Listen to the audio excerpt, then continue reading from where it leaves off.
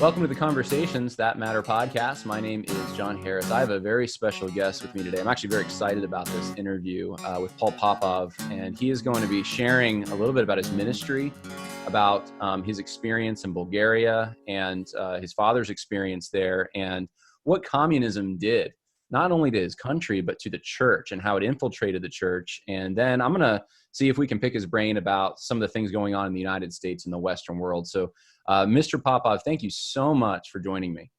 Thank you so much for inviting me. Well, to start off, tell us a little bit about yourself and your ministry. And I know you're showing me some books. Why don't you show me the books that you have that people can purchase if they want to know more? Some of them, unfortunately, like this book here, I was a communist prisoner, published by Sondervan Publishing House many years ago, is unfortunately not available any longer, but it was a very big thorn in the flesh of communism, because it actually does not deal with the theoretical part of communism, but what communism really is, the practical aspect. My father used to say, I not only know communism theoretically because he was indoctrinated in it in the prison during the time when they were trying to convert the Christians into believing in communism instead, but I have experienced it in my life, and therefore I know the truth. And Jesus, as you know, says, by the fruit you shall know them. Absolutely. Yeah. Another book that has been very popular around the world, 25 different languages, is The Tortured for His Faith, which I would like to make available to people in North America who are interested in reading about this story. And they can maybe contact us through the website or through email or through phone conversation. We can give them the information later, and I'll be happy to send them a copy of that book, because we believe that people need to know what communism is in reality, not in theoretical speeches. And today, I would say United States is closer to communism than it has ever been in the history. In the 30s, there was many who tried to bring communism to United States. The Communist Party USA made many inroads in the church, especially in the so-called liberal churches in the East Coast.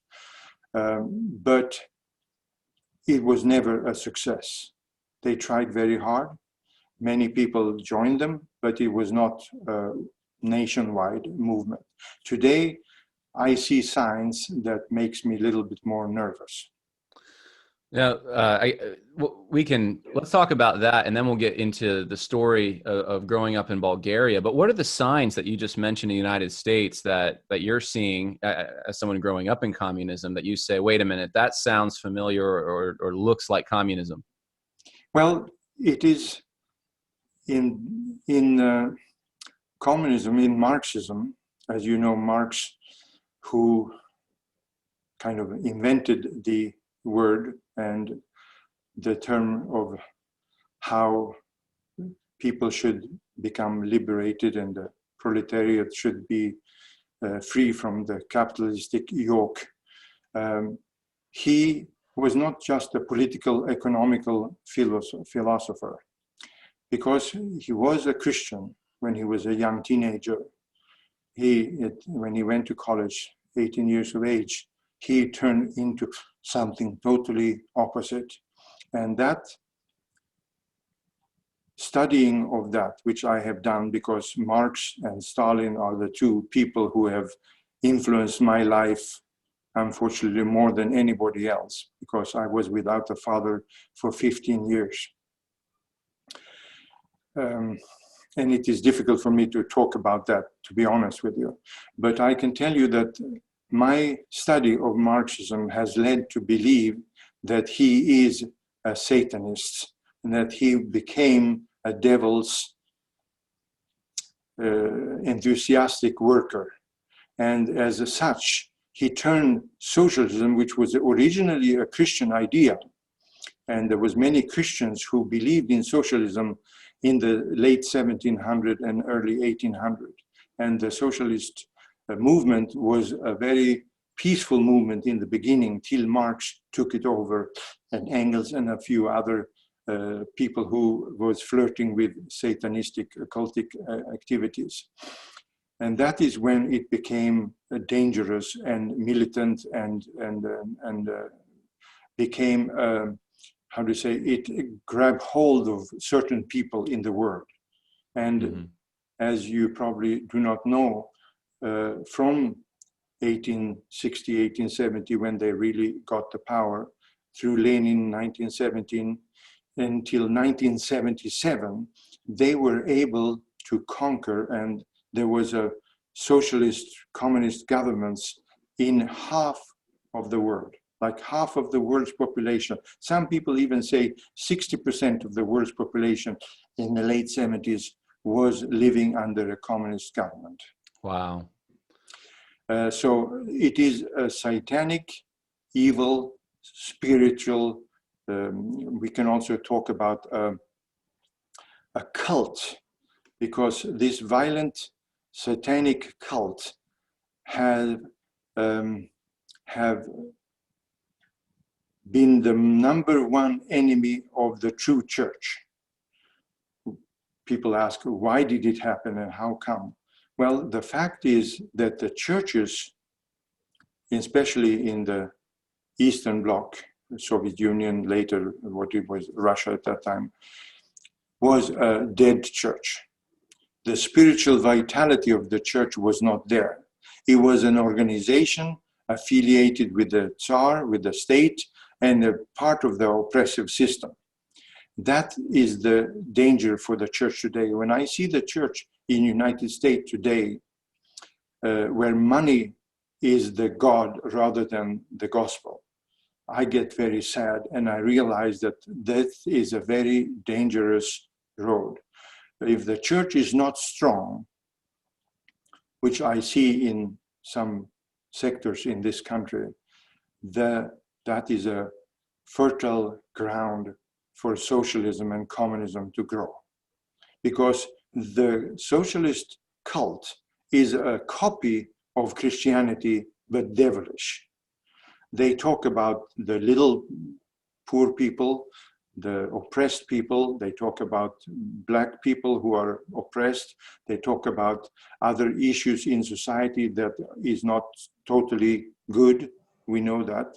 There is always bad things in every society that needs to be improved upon and so forth. But they take a very skillful advantage of that and take that to an extreme. And then when they have the power, and that's what I would like to talk about, how gradually they were able to manipulate themselves into power in all the Eastern European countries while they had the power in what was Soviet Union in the 30s. As you know, Stalin was not exactly a nice person.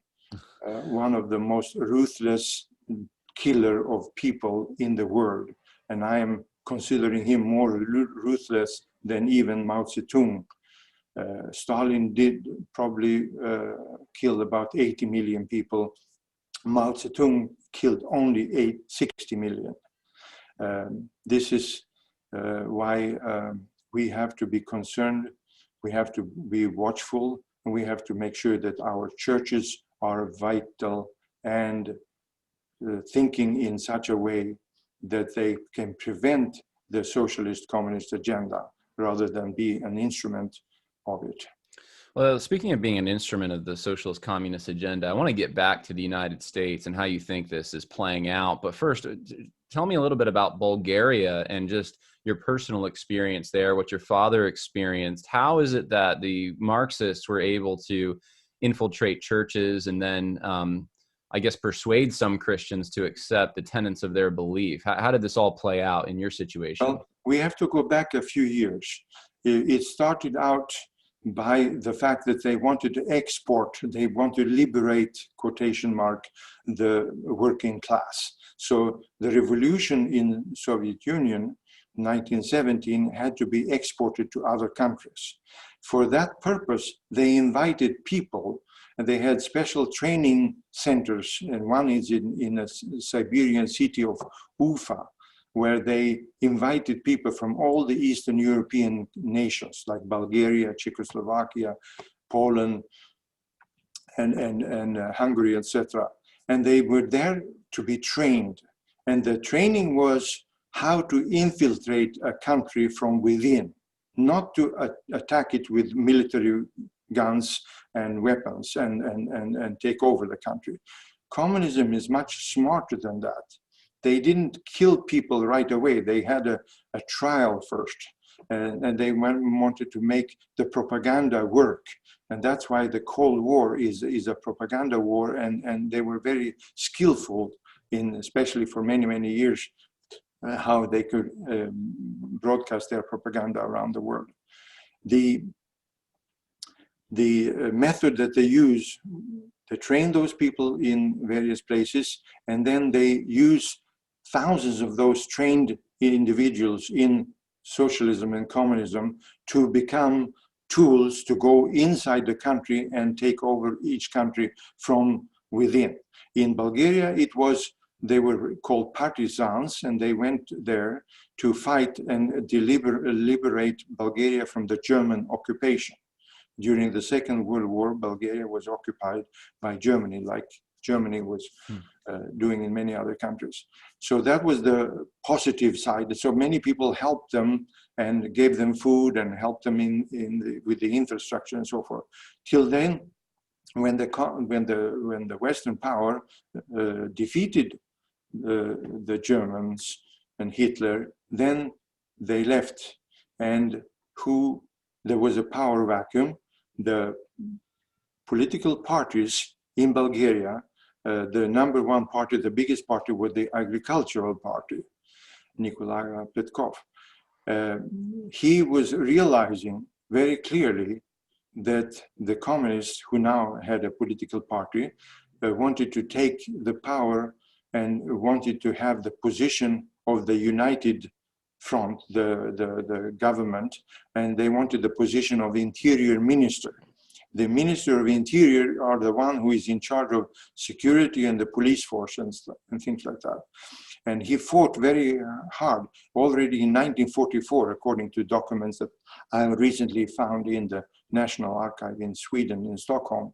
I saw the telegrams between the Swedish embassy and in Bulgaria and the Swedish Foreign Ministry in Stockholm. And I have read all of the documents in because we are hoping to make a movie one day. We are hoping to be able to put some of the methods of how the communists took power in the movie about my father's life and so forth. This was not successful, because in 45 the Red Army entered into Bulgaria to liberate us officially from the Germans, and because they were in the country, the secret police, who was trained very carefully by Stalin in Ufa and Leningrad and other places, they were able to manipulate everything so that they were able to get the interior ministry position and therefore control over the secret police. And the control of the police was the instrument that then the good people were killed off in various ways, and they were gradually like slicing the salami one piece by piece, and they were able to control the whole country. And that is when the show trials started. In 46, 47, the Stalin had already perfected them in Soviet Union. I just read recently that he started with show trials already in the late 1920s. And it was just after he took the power, after Lenin's death. And it is unbelievable how skillful they made those show trials to look like a real trial, so that the people, the general opinion of the country was sympathetic to Stalin's endeavors. So in 1948, my dad was arrested together with 15 other leading evangelical Christian Protestant pastors. Early in the morning at 4 o'clock, they knocked on the door, and as they always go in and ransack the home looking for evidence. My mom was very frightened. I was still sleeping. My sister cried, and after 4 hours of searching for documents, paperwork, papers, etc., and letters, they took my dad away and promised that he will soon come back, but he didn't come back. He didn't come back for 15 years.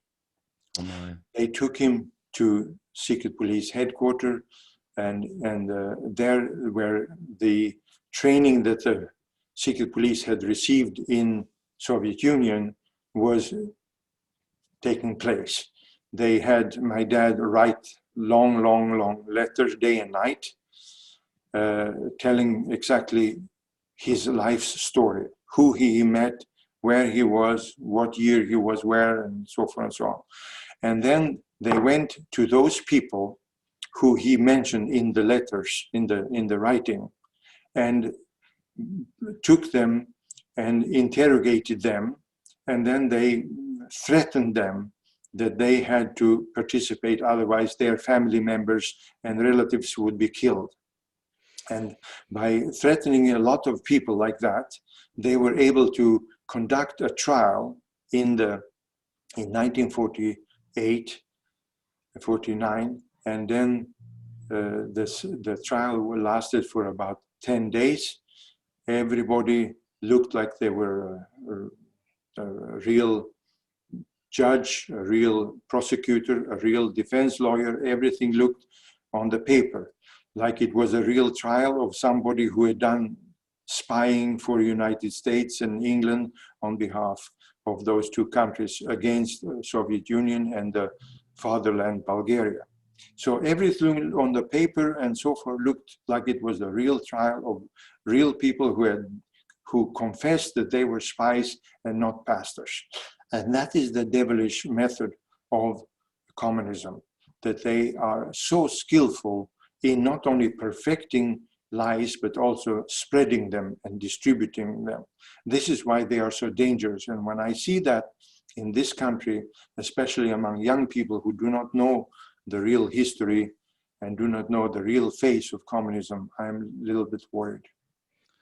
Yeah, that makes perfect sense. I was hoping, if you wouldn't mind, can you expand a little on the infiltration from within? You talked about, so obviously we're not at the point yet where pastors are being treated in the way your father was treated yet. We could get there, but before that happened, did you see socialism coming into the churches there to persuade Christians to follow socialist agenda? Well, the ministers, the leading minister, the head of the Evangelical Alliance, people were called up to the new minister, the communist minister of religious affairs, and said to him, now you have to play by our book. It's a new time in Bulgaria, and if you participate in our endeavors and building communism in these countries, everything will be fine. But if you refuse, I cannot guarantee that you will be alive. So they went back and discussed with them, what shall we do? Can we as Christians join an atheistic organization like the communism was?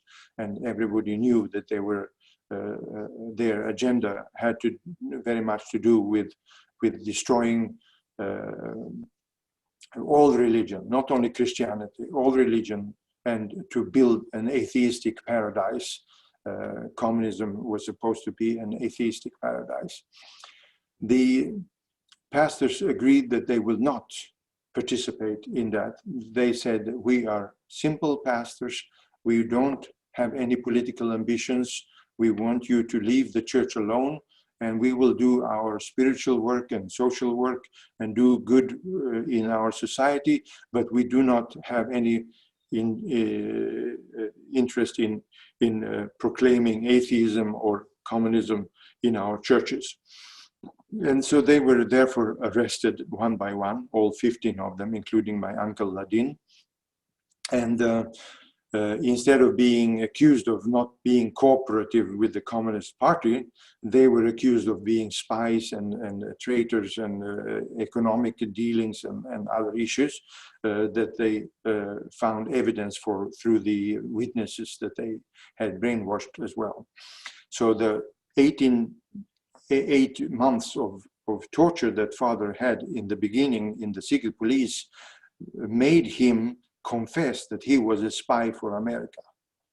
And that was a big blow to the church, because many people now realized, I wouldn't say that they realized that they were spies, but they were afraid that they were not clean people. And the church was in a turmoil. Many people believe this, other people believe that. The end result and the purpose for all these short trials has always been for the communism to be a total totalitarian society. The Marxist philosophy builds on the state should run everything. The state is the supreme power, not God.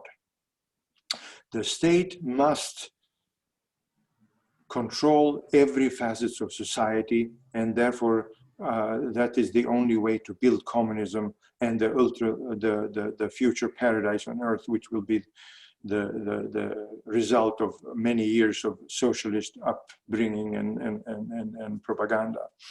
So socialism is the step to the utopian communism, the atheistic paradise here on earth.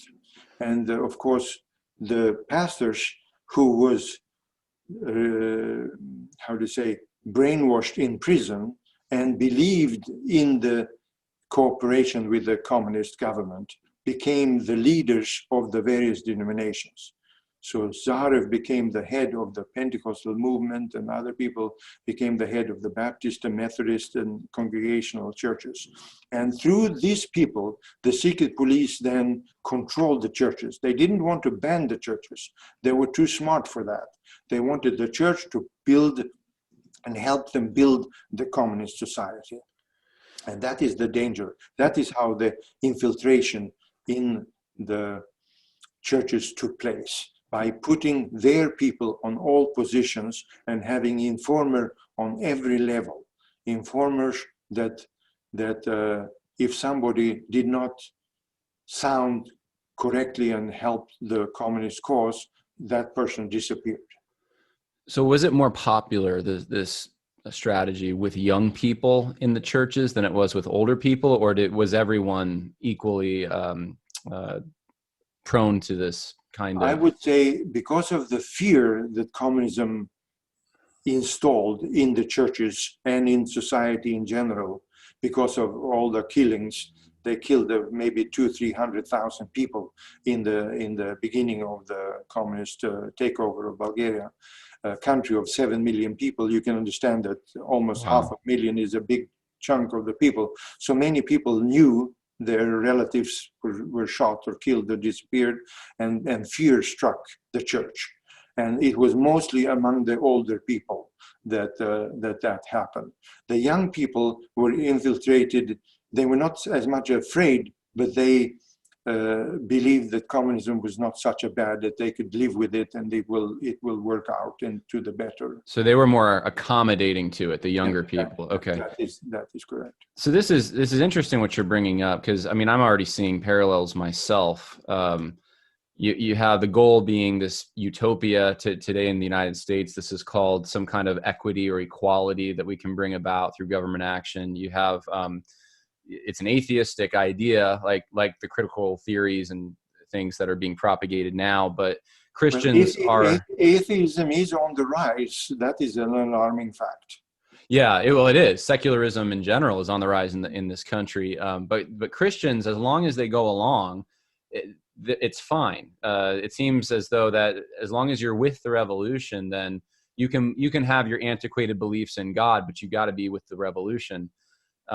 And then if you refuse, there are false accusations, and we've already seen this with some Christian leaders where they'll be called names like racist or misogynist, or some of the terms in our country that are popular to tar and feather someone with, and then they're replaced with younger leaders who are with the revolution on some level. And that's what I'm seeing. What are you seeing when you look at the situation right now in the United States? Things like the Black Lives Matter movement, what Antifa is doing to the urban areas of this country, the Me Too movement from a few years ago, and how sexism became such a common thing to accuse someone of. Are you seeing parallels, just different parallels, but the same kind of thing? The same forces, a kind of a combination of anarchism and communism, these forces were very active in Tsarist Russia from 1870 to revolution in 1905 and even later. Those uprising or those mini revolutions were common happening in those societies, not only in Russia, but also in Germany and other countries. And that is a precursor. That instability that brings is a great danger, and we must be aware of it. But that is what we see. What is even more dangerous is what you do not see, the manipulation behind the scene, the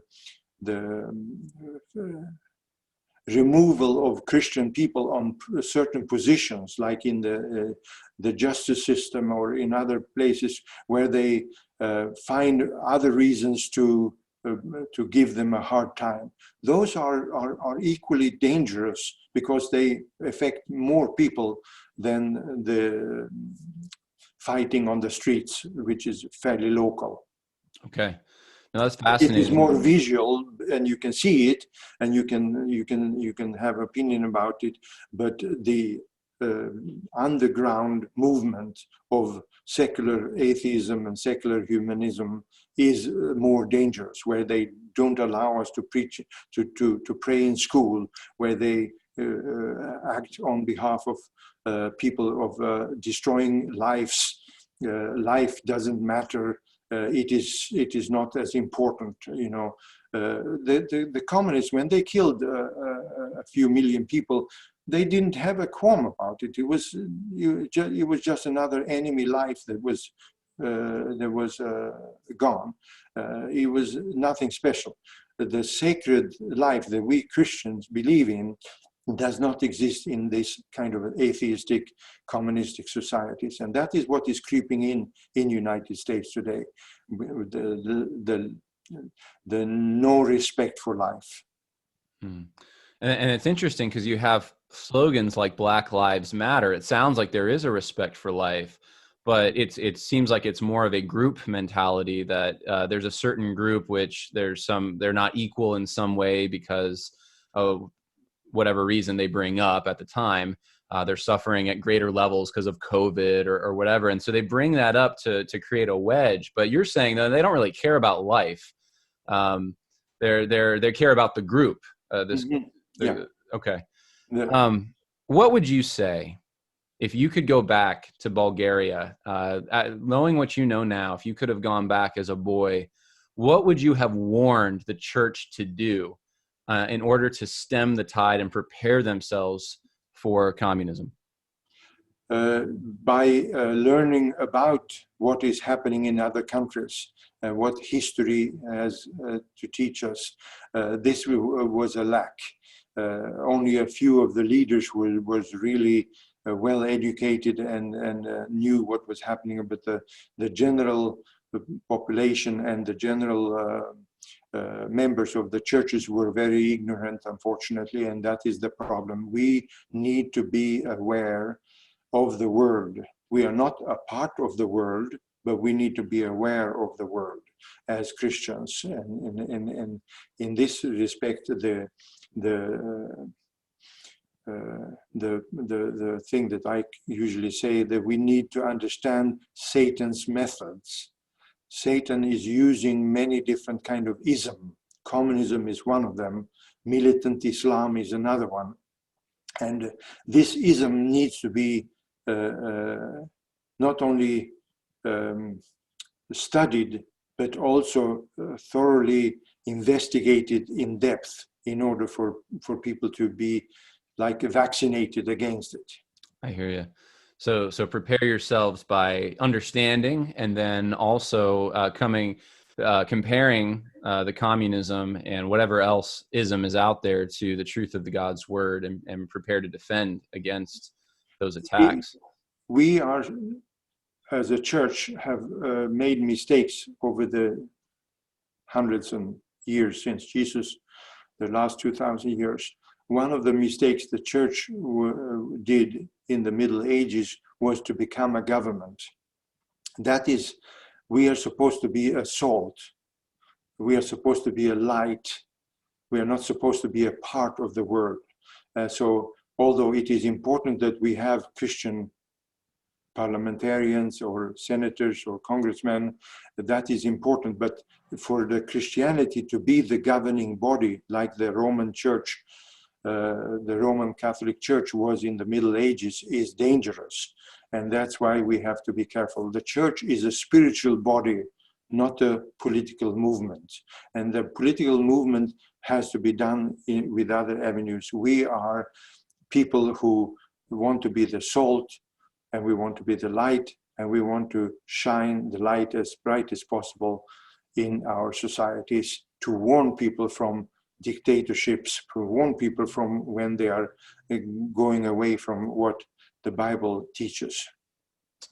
Awesome. Yeah, thank you so much for sharing this. Now your website is dohi.org, Door of Hope International, and you said that people can go there and they can get a copy, or if they give you their address, they can get a copy of Tortured for His Faith. Is that correct? That is correct.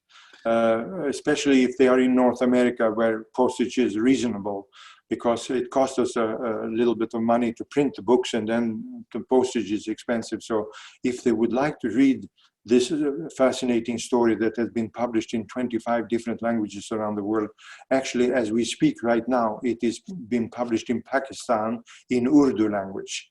And we want the people there to know what true communism is.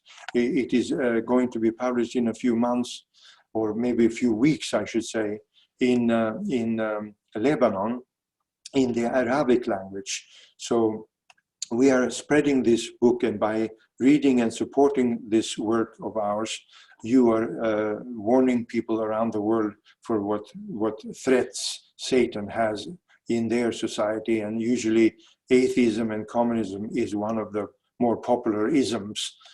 Militant Islam is now, in my opinion, on the way back and on the way out. Take, for example, Sudan. As we speak right now, Sudan has overthrown their militant Islamic leader, and they are becoming a more pluralistic society where Christianity will be tolerated and the churches will be still being open. So it is kind of the first country which had a militant Islamic government, and now we are pushing back and bringing democracy, pluralism, and love back to a country.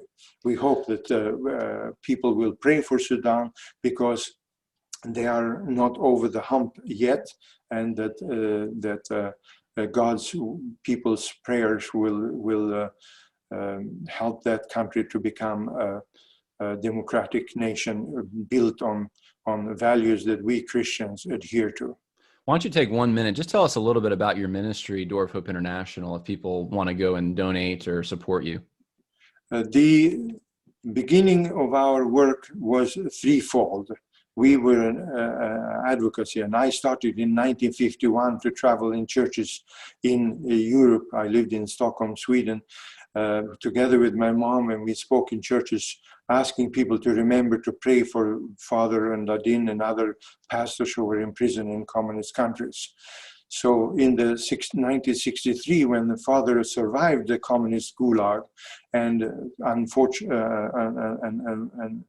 unfortunately he was not able to leave Bulgaria, so he was out of one prison to a bigger prison called Bulgaria, and the communists said that you will never be allowed to leave. And he was able to finally, through a miracle, leave Bulgaria and come to Sweden.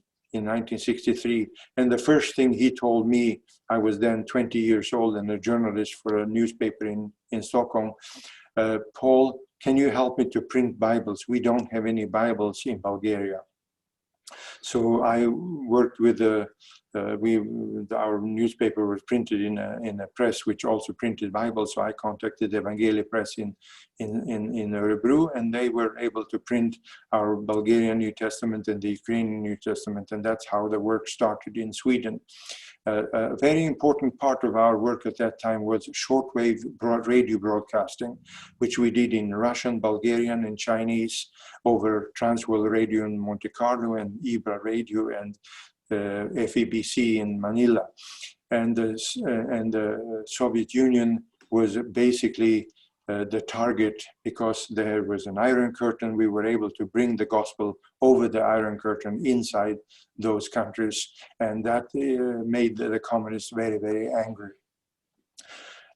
So Bible printing became the second big, and the radio broadcasting using the media. So already at that time, we knew the media was an important part of distributing and telling people about Jesus Christ and asking people to repent. Today, we are using the media. Transworld Radio and shortwave broadcasting is not as critical any longer, as we can now broadcast the radio over the radio waves and also through the internet. Today, we are very heavy on, together with the ministry in Canada, to reach the people in Iran with the gospel. And it is through the internet, and many, many other places in the world is receiving not only broadcasting teaching, but also the Word of God itself through small chips that they put in their telephones, where they can listen to sermons as well as listen to the Word of God spoken to them in their native language. I'm thinking especially of Eritrea, which is the most horrible country in the world from religious freedom point of view. North Korea is considered the number one dictatorship and persecution of Christians, but Eritrea, in my opinion, is number two. The dictator there is making it very, very difficult for believers, and we strongly believe that we must help those people who are persecuted for their faith. And that is one of the main things that I am doing when I travel around the world, is finding out how to help those people, what is their need, and how we can address it. It is not only Bibles, it is not only the Word of God in a form of a memory chip, but it is also food and clothing and school for their children, etc.